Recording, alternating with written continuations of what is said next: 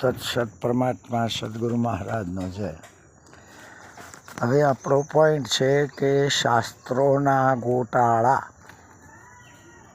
તો પ્રથમ વિચારીએ તો નરસિંહ મહેતા કહે છે કે ગ્રંથોએ ગરબડ કરી વાત ના કરી ખરી. બીજા કોઈ મહાપુરુષોએ પણ કહ્યું છે કે શાસ્ત્ર શહેરના લોકો ઠગારા શબ્દો બોલે છે ન્યારા ન્યારા. પૂજ્ય આનંદ ઘનજી મહારાજ પણ કહે છે કે મત પડના મન શાસ્ત્ર જંગલ મેં ભટક ભટક કે મર જાઓગે. હવે જોઈએ આ ઠગારો શાસ્ત્રોની વાતો. તો ઘણા શાસ્ત્રો કહે છે કે અમુકના મંત્રથી અમુકને સંતાન પ્રાપ્ત થયા. જો મંત્રોથી સંતાન ઉત્પન્ન થતો હોય તો પ્રકૃતિ સર્જિત નર નારીનો કોઈ અર્થ જ રહેતો નથી. બાકી મંત્રોથી સંતાન થાય અને થતો હોય તો કોઈ વાંચ્યું જ ના રહે. જો પારસમણી નામની વસ્તુ જ હોય તો કોઈ ગરીબ જ ના રહે, અથવા તો બગસરા જેવી વસ્તુનો કોઈ ઉપયોગ જ ના કરે. ત્રીજું, કદાચ કોઈ ભાન વગર સિંહ બકરો બની જાય હોય સિંહ, અને કોઈ સંગ દોષે અગર તો હોબળે બકરો બની જાય તો પણ એનો મૂળ હિંસક સ્વભાવને તો ના જ ભૂલી જાય ને. અર્થાત ઘાસ તો ના ખાય ને. બીજી બાજુ ભલે એને હું સિંહ છું એની ખબર કદાચ ના હોય, પણ બકરાના ટોળામાં તો રહી શકે ખરો. એમાં એક પણ બકરું ના બચવું જોઈએ.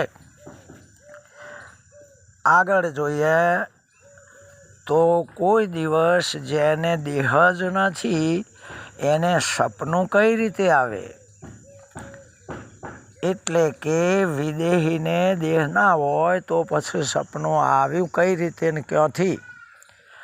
અને એ વાતની ચોખવટ જો સ્વપ્નું આવનાર જ ખુદ ના કરતો હોય કે મને આવું થયું, તો એ ખરું છે અગર તો ખોટું છે, અથવા તો આ એ ખોટું ને એ ખોટું, આ ખબર કઈ રીતે પડે? વળી આવી અટકળોમાં આપણું વિજ્ઞાન પણ સહમત થતું નથી. બસ ઉકરડા ફેદવામાં તો ગાભા સિવાય બીજું કોઈ નીકળવાનું નથી. જો કહીએ કે આ બધું ધર્મના માટે માનવું જ પડે તો પછી એનો અર્થ જ એ થયો કે વાંદડાના રાજ્યમાં રહેવું હોય તો હાજી કરવું પડે ને. શું ભાઈ? આ કહેતા હતા અને આ કહેતી હતી.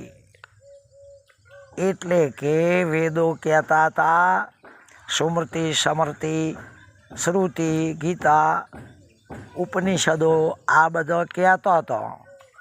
આવી માથા વગરની કહેતી વાતોને શા માટે હિલોડે ચડાવો છો? જો પોતાની જ હૈયાસૂઝ કે કોઠાસૂઝ ના હોય તો કોઈક બીજાની ઉછીની બુદ્ધિ લાવીને તો વિચારો કે આમાં મજા નથી. શું વાંધડો હોય અને એમ કે ચોદાને ચોદરણીઓ ધાવે છે અને બહેરાને તેના બચકારા સંભળાય, તો આવા ગપગોળા ક્યાં સુધી ચાલશે?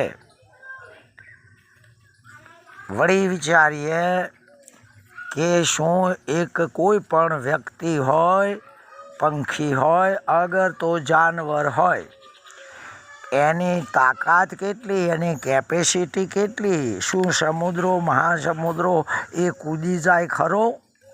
એ ઉડી જાય ખરો? અશક્ય વાત છે.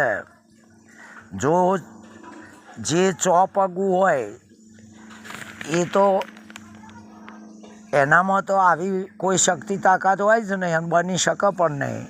તો પણ સાચા સજ્જન અને વિજ્ઞાન અગર તો વિદ્વાન પુરુષો તેમની આબરૂ જવા દેવા માગતા નથી અને બોધી મુઠીએ કે પછી એમની ભૂલો પર ગળણા ઢોકવા પ્રયત્ન કરતા હોય છે, અથવા તો એન કેન પ્રકારે તેમના સિદ્ધાંતો કાઢીને પણ આબરૂ રાખવા મથતા હોય છે.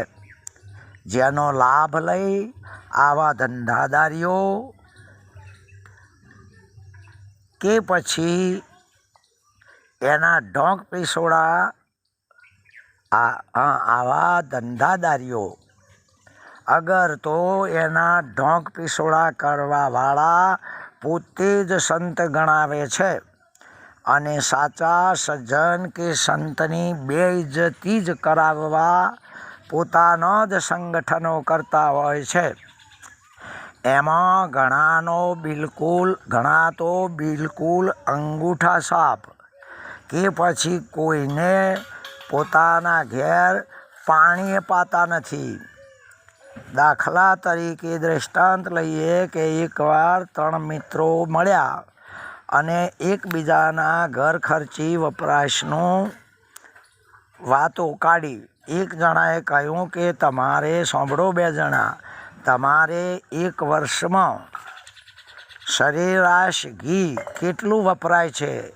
મહેમાન પરુણો ઘરનો બધું દીવાબત્તી સુધી 1 વર્ષમાં તમે ઘી કેટલું વાપરો છો?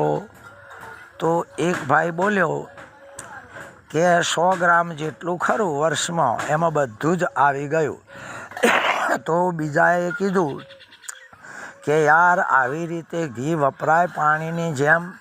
શું 1 વર્ષમાં તમે 100 ગ્રામ ઘી વાપરી કાઢો છો? પછી દેવું જ વધે ને.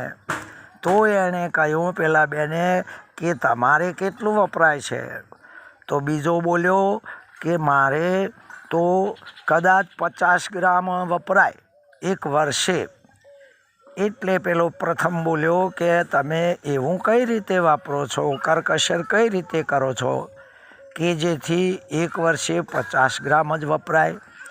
તો એ બીજા ભાઈએ કહ્યું કે 1 બાટલી કાચની એમાં ઘી ભરીએ છીએ અને પછી લીમડાની પાતળી સળી લઈને એ ઘીમાં ડબોળીને પલળી ના પલળી એ રીતે એક રોટલીઓને ઘસી કાઢીએ છીએ. એ હળીનો ટપકો કરી દઈએ છીએ અને પછી રોટલીથી રોટલી ઘસીએ છીએ. તો ત્રીજો બોલ્યો અરે હજુ પણ કરકસર કરો, મારે તો 100 ગ્રામ ઘી આજે 5મું વર્ષ જાય છે, સહેજ પણ ઓછું થયું નથી. પેલા 2 બોલ્યા એવું કઈ રીતે વાપરો છો? તો પેલાએ કહ્યું કે અમે પણ 100 ગ્રામ ઘી લાવીને કાચની બાટલીમાં ભરી દઈએ છીએ, પછી એનું ઉપરનું ઢાંકણું ખોલતા જ નથી અને જેટલી રોટલીઓ અગર તો જેટલું પકવાન કરીએ એની અંદર એ કાચની બાટલી ફેરવ કરીએ છીએ. કારણ કે કાચની બાટલી ઉપર ફરે છે, અંદર તો ઘી છે ને. આ રીતે આ 5મું વર્ષ જાય છે. બોલો આમાં શું તથ્ય અગર તો સિદ્ધાંત કાઢવો?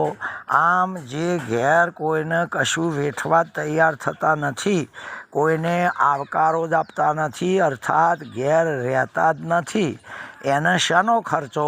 અને બીજાના ઘેરથી ખહતા જ નહીં તો એ ઘરવાળાને કઈ રીતે ઊંચો આપવા દેતા છે? કારણ કે આ તો ઘણીવાર એવું થાય છે કે એકને કે દોડજે એટલે મલ્યાને કે દોડજે, ચેલ્યાને કે પોકજે. હા, તો આવું કહેતા હોય એ સાચા સજ્જન કે સંતની બેઇજ્જતી જ કરાવવા પોતાનો જ સંગઠનો કરતા હોય છે. એટલે આગળ જોઈએ તો આવી રીતે આપણે કેટલું ગણાય કહીએ તોય આ શાસ્ત્રોની વાતો આપણે હજુ વિચારવા સહમત થતા નથી.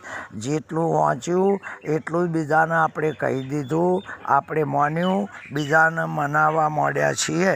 એટલે આમાં તો દોંત પડે તો કૂતરાના અને ચોબડું ચૂંથાય કે ચોબડું તૂટે તો ગધાડાનું, એમાં આપણા બાપનું શું ગયું? એટલા માટે ઘણીવાર ઉબલક વાતો, ઘરગથ્થુ વાતો ઊભી કરીને આપણે એને વાણીમાં ચાલુ કરી દીધી છે. ઘણા તો એ કહે છે કે આવું કશું જ નહોતું. હા, તો કશું નહોતું એ વખતે શાસ્ત્રોએ પણ ના હોવા જોઈએ ને. ઘણા કહે છે કે મને તો એવો અનુભવ છે જેની કોઈને ખબર નથી. તો અનુભવ હોય ને કોઈને ખબર ના હોય તો તમને એકલાને કઈ રીતે પડી? હા, અગર તો કોઈ ના હોય તો તમે તમારો અનુભવ નથી જ કોઈ, તો પછી સાંભળનારાય ના હોવા જોઈએ ને. હા, માટે આવા લુખ્ખી વાણીના લલકારા રહેવા દો અને કોઈ સાચા સુખના રસ્તે ચડો અને બીજાને ચડવા દો. ખરેખર આ તો શાસ્ત્રો એટલે ઉશીનું લાઈન ઉધાર કીધું આલ્યું એવું કહેવાય છે. કારણ કે ઘણીવાર શાસ્ત્ર અને પછી કહેવા જઈએ તો આપણે વળી પાછા ઉલટાની આપણી બુદ્ધિ લડાઈએ કે શાસ્ત્રોની વાતો તો અચાનક સમજાઈ જાય એવી નથી. અરે હું શું આ હળાહળ વાતો એ ચાલુ કરાવતો આવડે છે તો પછી સમજાય કેમ નહીં? માટે સદગુરુ અગર તો સંતની કૃપા એ ફક્ત એ જ છે કે આ સંસ્કૃતિનું સનાતન પ્રવાહ એમાં સહેજ પણ વધઘટ કે નુકસાન થવું જોઈએ નહીં. અને સંસ્કૃતિ સચવાય તો ઘણા તો વળી એમ માનતા હોય છે કે ભલે તમે કદાચ જીવ હત્યા ના કરો, બાકી તમે દીવા અગરબત્તી ફોટા કરતા હોય એ કરો તો એનો અર્થ જ એ થાય છે કે એમના મનમાંથી એ પણ આ જુદાપણું તો ગયું જ નથી. હા, માટે કોઈ સમર્થ પુરુષ હોય અને એના શરણે જઈને આ એક વાતોનો આપણો ગૂંચવાડાનો ઉકેલ કરવો જોઈએ. નહીંતર પછી આ વિશ્વની કદાચ શું સ્થિતિ થશે અને એના વિશે આપણને કોઈ લાગણી જ ના હોય એવું નક્કી લાગે છે. હવે આ વ્યક્તિગત વાતો નથી, પણ આ ગૂંચવાડા કાઢવા જોઈએ અને કદાચ નીકળી ગયા હોય તો બીજાને કઢાવવામાં ઉપયોગી થવું જોઈએ. આપણે તો ખરેખર ગાયોને દોઈ છે અને કૂતરાને પાઈએ છીએ. આ રસ્તો ખરેખર પાલવે એમ નથી. આ ભલામણ નથી, કોઈ ઠપકો નથી, પણ ખરેખર એક ભીતરની લાગણી છે. એટલા માટે આપણે ખરેખર સાચી વાત શું છે, સત્ય શું છે, એના માટે પ્રયાણ કરવાની જરૂર છે. ઓમ તત્સત. પરમાત્મા સદગુરુ મહારાજનો જય.